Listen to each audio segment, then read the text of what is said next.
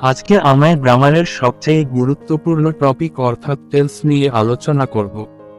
খুব সহজেই টেন্সের শেষ অংশ শেখার চেষ্টা করব। চলুন তাহলে শুরু করা যাক।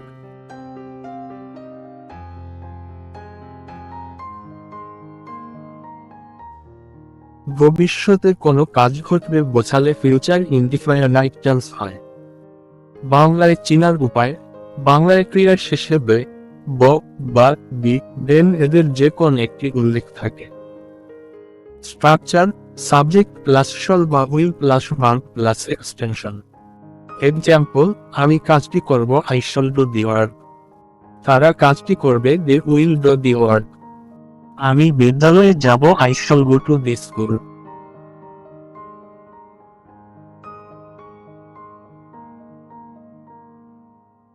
ভবিষ্যৎকালে কোনো কাজ চলতে থাকবে এরূপ বোঝালে ফিউচার কন্টিনিউয়াস টেন্স হয়।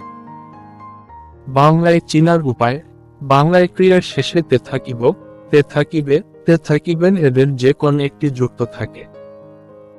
Structure: subject plus shall be বা will be plus main verb plus ing plus extension. সাবজেক্টের পর পার্সন ও নাম্বার অনুসারে শল বি বা উইল বি বসে এবং মূল ভার্বের শেষে ইন যোগ হয়। এক্সাম্পল: আমি গান গাইতে থাকিব, I shall be singing the song. তারা ফুটবল খেলিতে থাকিবে, they will be playing football.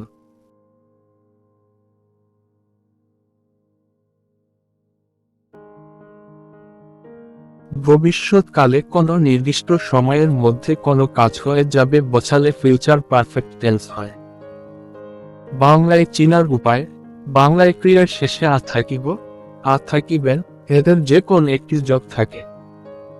Structure: subject plus shall have বা উইল হ্যাভ প্লাস ভার্ব এর পি, পি প্লাস এক্সটেনশন। সাবজেক্টের পর পার্সন ও নাম্বার অনুসারে শল হ্যাভ বা উইল হ্যাভ বসে এবং মূল ভার্বের পাস্ট পার্টিসিপেল ফর্ম ব্যবহৃত হয়। এক্সাম্পল: বাবার আসার আগে আমি কাজটি করিয়া থাকিব, I shall have done the work before my father comes.